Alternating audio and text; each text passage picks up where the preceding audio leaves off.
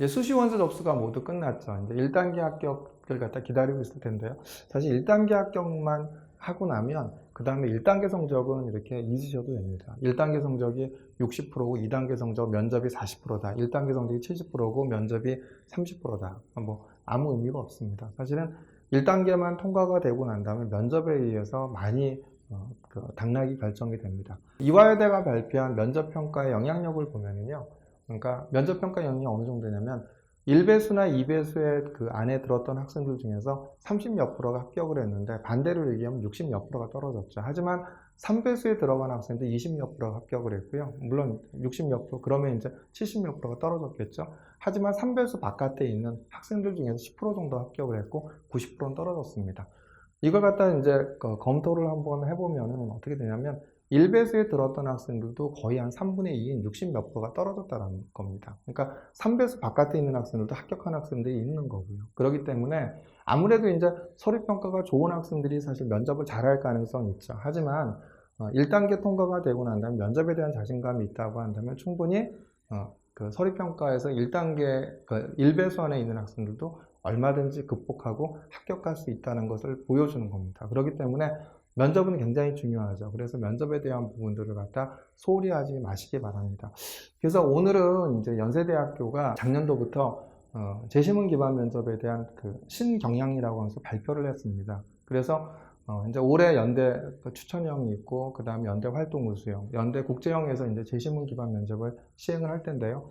저희가 연세대학교의 이런 출제 의도에 맞춰갖고 저희가 그 면접 문항들을 다 개발을 했습니다. 저희 선생님들은 스카이의 석박사 출신 선생님들도 구성되어 있고요. 이 선생님들이 작년도 기출문제, 그 다음에 올해 모의면접 문항, 그 다음에 연세대학교가 발표한 인문사회 계열과 자연 계열의 출제 의도를 갖다 분석을 해서 저희가 신유형 면접 대비 문제집을 발간을 했습니다. 그래서 그것을 갖다 보시면은 도움이 되지 않으실까 생각이 듭니다. 그래서 오늘은 인문계열과 자연과학 계열의 출제 의도는 어떻고 대학에, 그 다음에 인문계열과 자연계열의 출제 의도에 맞춰서 준비를 어떻게 해야 되는지에 대한 부분들을 갖다 말씀을 드리고요. 그 다음에 그 마지막으로 작년도 실제로 출제했던 문제와 올해 모의면접 문항, 물론 어머니들이 다 보셨겠죠. 학생들도 봤을 거고요. 이거를 갖다 한번 소개를 해드리고, 이걸 바탕으로 해서 큐브레인스 준비한 그 모의면접 문항은 어떤 것인지를 갖다 마지막으로 설명하면서 마무리를 할까 합니다. 다시 한번 말씀드리지만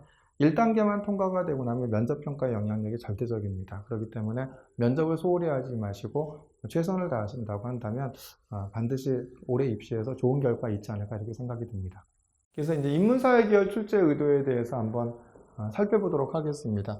고등학교 교육과정에서 배우는 텍스트 독해력과 비판적 해석력, 논리적 사고력과 문제 해결력을 바탕으로 자신이 살아가는 당대 사회의 문제를 발견하고 이 문제를 둘러싼 쟁점을 분석하며 분석한 결과를 토대로 핵심 논지와 근거를 구성하는 이를 표현하는 역량이 있다 그랬죠. 여기서 뭐죠? 당대 사회의 문제를 발견하고 이런 부분이 있죠. 그러면 올해 가장 큰 이슈가 뭘까요? 올해 가장 큰 이슈는 여러 가지가 있겠죠. 뭐 코로나도 있을 거고, 작년에 이제 재시문 기반 면접으로 이제 코로나에 대한 이런 사회학적인 이런 내용들이 그 통계 자료와 함께 그 제공이 됐었죠. 뭐 그런 부분들 또 추가로 나올 수도 있고요. 또 한 가지는 이제 이런 부분이 있을 수 있겠죠. 뭐냐면 아프가니스탄의 난민 문제를 주제로 이렇게 내가 선정을 했다. 몇 가지 주제를 갖다 한번 선정을 해보세요. 그러면 또 사회적 이슈가 됐던 문제들은 뭐 코로나도 있고 아프간 난민 문제도 있을 거고 이런 부분들이 있겠죠. 그러니까 이런 부분들에 대한 것들을 갖다 선정을 했다면 그 다음에 이제 어떻게 공부해야 하는지를 갖다 아셔야 됩니다. 그래서 이제 뭐냐면 아프간 난민만 갖고 다루진 않겠죠. 아프간 난민과 더불어서 이제 그 전에 문제가 됐던 게 뭐죠? 시리아 내전과 아일린 쿠르디 사건으로 일어난 유럽에서의 난민 수용 여부 논란이죠. 아일린 쿠르디 사건이 뭐죠? 3살짜리 시리아 난민 아이가 이제 그 조각배에 실려갖고 터키의 해변가에 이제 도착을 해서 이것이 이제 그 죽음으로 이제 발견이 됐죠. 이것이 이제 이슈가 논란이 돼갖고 그 난민을 받아들여야 된다. 이런 것들이 이제 난민을 받아들여야 되는 여론이 굉장히 유럽을 포함한 국제사회에서 가장 큰 이슈가 됐죠. 이런 부분들에 대한 것들을 갖다 공부를 하셔야 된다고 보여지는 거고요. 그 다음에 중동 지역과 유럽 지역의 난민 통계 데이터, 뭐 이런 부분들이 분명히 그 제시문 기반 면접은 항상 빠지지 않고 나오는 게 바로 이제 이런 데이터 분석에 대한 것들이죠. 그러니까 난민과 관련된 이런 그 데이터 분석, 이런 부분들을 좀 찾아보실 필요가 있겠죠. 그 다음에 이제 또 한 가지는 뭐냐, 난민이 유럽 정치에 끼친 영향, 이런 부분이 있겠죠. 그 다음에 난민 문제 해결 방법, 이런 부분들을 공부를 해두신다고 한다면 아프가니스탄의 난민 문제와 더불어서 영국이 그 유로에서 탈퇴했다, 뭐 이런 이야기들도 있지 않습니까? 이렇기 때문에 이런 부분들이 연결돼서 나올 가능성이 있겠죠. 그래서 금년도 사회적 이슈였던 것들을 토대로 해서 이것과 연관되어 있는 이런 부분들을 갖다 통계학적이나 이런 데이터들이나 그 다음에 이런 것이 정치, 사회적, 경제적 영향으로 끼친 이런 영향들, 이런 것들도 전부 다 공부하고 해결 방안은 무엇입니까? 이렇게 공부를 하는 이런 학습 방법이 좀 필요하지 않을까 생각합니다. 그래서 사실 대학들이 어떤 출제하는 문제이기 때문에 어떤 문제를 갖다 이렇게 적중한다는 건 쉽지 않겠죠. 그런데 우리가 할 수 있는 것은 뭐냐면 아까 당대 사회의 문제를 인식하는, 그러니까 사회적 이슈가 됐던 것들을 갖다 한번 잘 살펴보셔서 이러한 카테고리에 맞춰서 이렇게 배경 지식을 쌓기 위한 훈련을 갖다 해두시는 것이 도움이 되지 않을까 생각이 듭니다.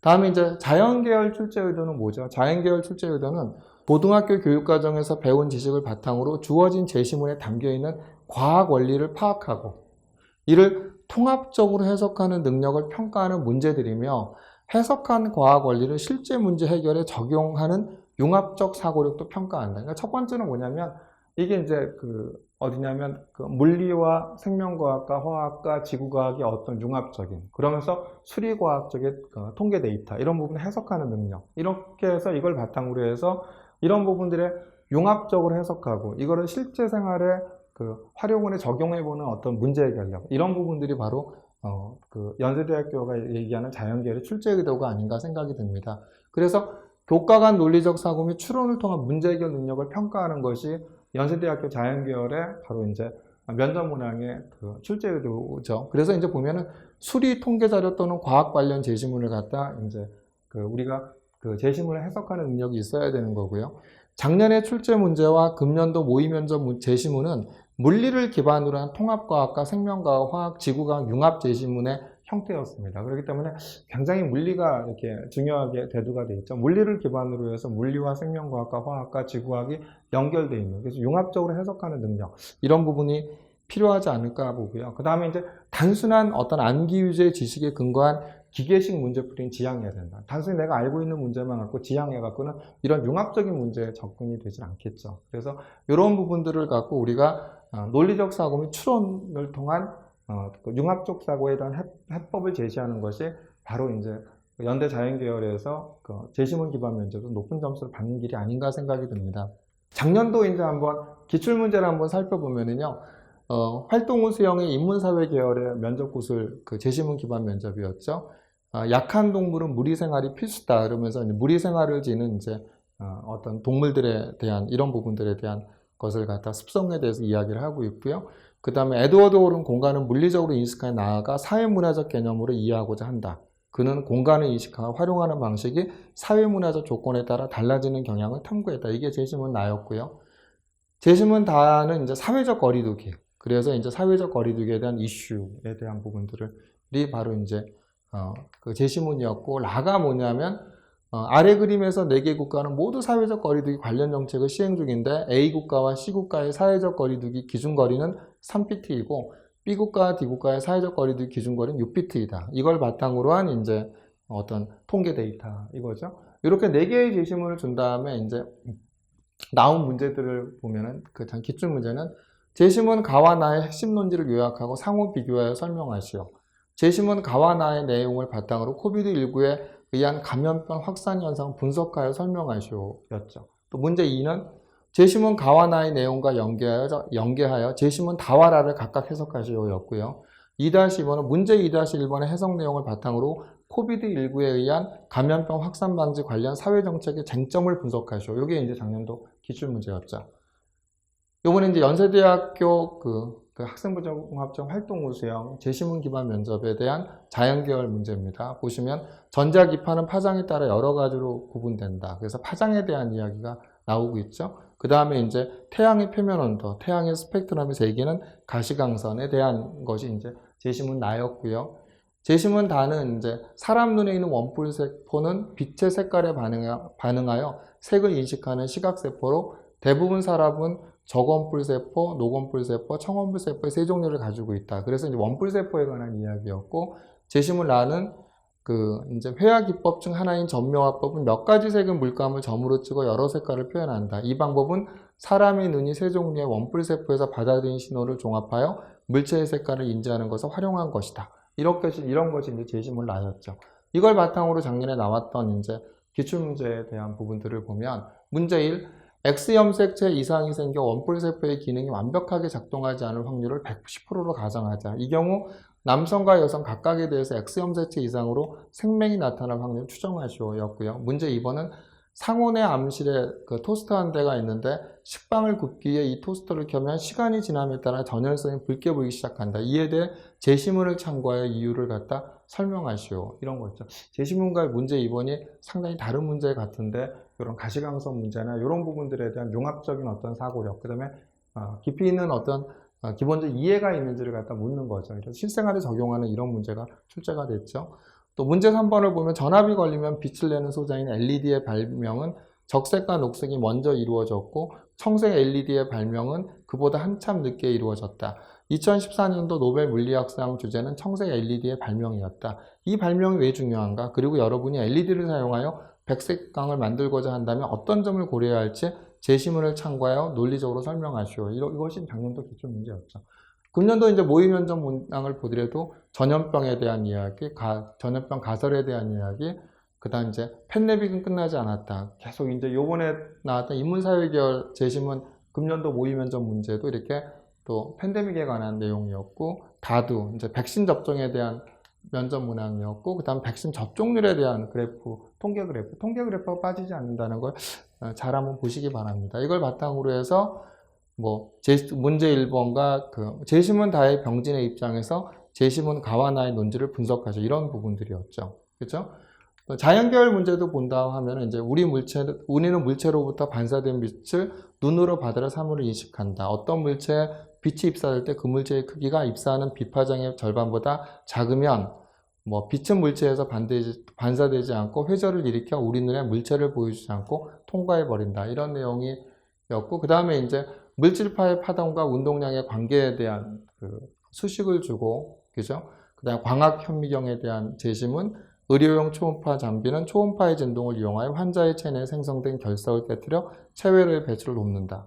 그 다음에 이제 고온의 강으로 나온 빛을 프리즘과 같은 분광기를 통과시켜 나타나는 이런 면접 문항이었죠. 이런 제시문이었죠. 이런 제시문 문항들을 바탕으로 어떻게 제시문 가와나를 참고하여 제시문 다와나에서 언급하고 있는 현미경과 의료용 초음파 장비에 적용되는 기본적인 원리에 대해 논하시오. 이게 이제 금년도 모의 면접의 문제였죠. 그 다음에 문제 2번도 제시문 달을 참고하여 세포의 구조와 기능을 연구하기 위해서 사용되고 있는 광학 현미경과 전자 현미경의 장단점에 대해 논하시오. 그 다음에 문제 3번도 납, 카드뮴, 수은 등은 밀도가 높은 중금속 원소로 먹이사슬에 따라 생태계를 순환하면서 생물 농축 현상을 발생시킨다. 제시문을 참고하여 대기나 물 또는 토양에 포함된 중금속의 농도를 측정하는 방법을 제안하고 그 원리를 논하죠. 이것이 이제 금년도 제시문 모의 면접 문제였죠. 이런 걸 갖다 작년도 기출 문제, 올해 제시문 기반 면접을 갖다 바탕으로 해서 모의 면접 문항들을 갖다 개발을 했습니다. 그래서 이제 증류장치에 대한 거였고요. 그 다음에 어류에서 기체 교환은 아가미에서 일어나는데 흡입으로 입이 열리고 어류 바깥쪽에서 물이 흘러 들어오고 입이 닫히면 아가미 표에 물이 흘러 들어간다. 이때 아가미에 흐르는 혈류는 물이 들어오고 나가는 방향과 반대로 흘러 가스 교환을 한다. 이런 이제 제시문이었고, 다는 이제 보일러의 열 교환 장치에 대한 이제 온수와 냉수가 흐르는 방향을 반대가 되도록 한다. 그래서 이제 열 교환 장치, 열 교환 방식과 열 교환 과정의 온도 변화에 대한 그래프를 저희가 주어졌고요. 그 다음에 라는 이제 생명과학과 관련돼서 최근 세포 배양 기술의 발전으로 암 유전 질환 등 제조합 단백질 생산이 활발히 이루어지고 있다. 실제 생산된 단백질 혼합물은 크로마토그래피에 의해 분리되는데 한쪽 방향으로 이동하는 단백질 혼합물은 크로마토그래피 끝부분에서 병목 현상이 일어나 완전한 분리가 어렵다. 그랬을 때 이제 문제 1, 제시문 가나다를 읽고 각 제시문에서 언급한 현상의 기본 원리를 각각 설명하고 이를 바탕으로 공통점을 말하시오. 문제 2번, 제시문 라에 언급된 벙목 현상을 해결할 방안을 제시문 나와 문제1의 답변을 참고하여 가능한 방안을 제안해 보시오. 이게 이제 저희가 했던 샘플 문제 하나 정도를 갖다 제가 보여드린 겁니다. 그리고 요번에 이제 인문사회 계열에 대한 부분들에 대한 모의 면접 문항들을 보시면, 그죠? 백규와 맹자의 대화 내용이죠. 그죠? 20분의 1의 세율을 적용해 세금을 거두고자 하는데 어떻습니까? 그대의 방법은 오랑캐 날인 매개 방법이다. 망가구나 되는 나라에서 한 사람이 질그를 굽는다 어떻겠습니까? 법에 복종하는 것을 원칙으로 하는 민주주의 국가의 권위는 평등의 원칙을 존중하는 점에 있어서는 분명 과거의 권위에 비해 개선되었다고 할 수 있다. 그러면서 이제 다음은 토론에 참여한 두 연구자의 발언 내용을 정리한 것이다. 올해 통계청에 따르면 공정사회를 위해 개선해야 할 부분으로 조세라고 답한 비율이 가장 높다. 조세와 관련된 이제 대화 내용이었죠. 라는 보면은 종합소득 금액에서 종합소득 공제율을 차감하여 과세표준 산출한다. 이래서 이제 결정세 산출 과정에 대한 어떤 표들을 보여줬죠. 이걸 바탕으로 해서 이제 저희가 문제를 갖다 이제 출제를 했는데, 제시문 라의 그래프를 해석하고 제시문 가와 나의 내용을 근거로 그래프에 대한 해석 내용을 논하시오.